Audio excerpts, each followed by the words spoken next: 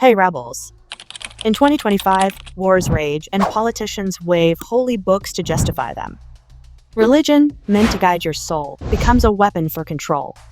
This is a speculative critique, so think critically. We're exposing how leaders use faith to spark wars and chain populations, past and present. Join the rebellion with a spiritual practice to break free. Let's dive in. Picture a king, sword raised, claiming God's blessing to conquer.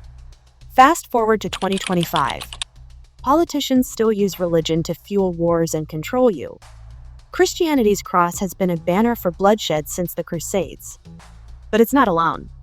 Islam, Hinduism, Judaism, all 8 major faiths have been twisted to justify violence.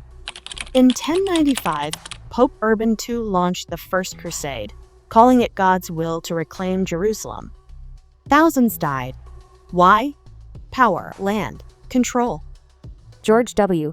Bush, post 9/11s, invoked Christian values to justify Iraq's invasion, costing over 100,000 lives. A 2025 Pew Research report shows 70% of Americans believe leaders still use faith to rally support for military action. Religion isn't just spiritual, it's a war machine. This isn't just history. In 2025, the game's alive. Online platforms buzz with #faith debate, exposing leaders wielding religion to control. Take the Ukraine-Russia conflict. Russian Orthodox Patriarch Kirill calls Putin's war a holy struggle, blessing troops. In the US, politicians cite Christian values to push defense budgets soaring past $900 billion in 2025. Faith sells war. Historically, it's a pattern. Islam's jihad was twisted by caliphs to expand empires, killing millions. Hinduism's Ramayana fueled nationalist wars in India. Judaism's promised land narrative backed territorial conflicts. Buddhism's peace was ignored in Myanmar's ethnic cleansing of Tamils. The Journal of Consciousness Studies in 2025 says fear-based religious messaging shuts down critical thinking, making populations obey. Leaders know this. They use faith to silence dissent, rally soldiers, and chain you. This defies God's law. Jesus said, "Blessed are the peacemakers." Yet Christian leaders bless wars, from medieval popes to 2025 televangelists. The Bible's "turn the other cheek" becomes "fight for righteousness."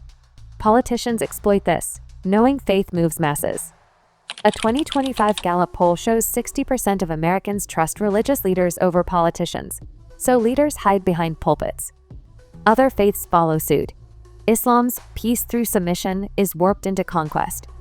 Hinduism's "dharma justifies caste wars." Leaders cherry-pick scriptures, ignoring love, to fuel division.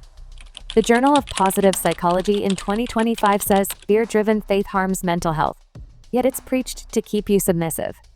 Why? Control. #Crowley trends in 2025 say true spirituality rejects chains. God's law is freedom, not war. Let's break free. Grab a journal. Write, what fear controls me? Maybe it's war propaganda cloaked in faith, or shame for questioning. Be honest. Now, write one lie you've been fed, like war is God's will. Mine was obedience is holy. Tear it out. Fold it into a paper boat. Float it in water. Let it dissolve. That's your chain breaking. Now, journal. What does my soul seek? Peace? Truth? Draw a symbol, a dove, a spiral. #Sacrogeometry trends in 2025, connecting you to the divine. No politician needed.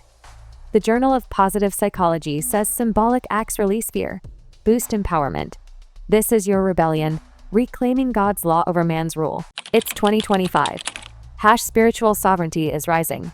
Politicians use religion to justify wars, control you. Don't bow. Share in the comments. What lie did you dissolve? How has faith pushed war on you? Engage respectfully. This is a safe space. Subscribe, hit the bell, share this video. Watch the full thing if you're from a short. This is a speculative critique, so engage thoughtfully. Reject man's rule. Embrace God's law. Let's build a rebel community. Peace.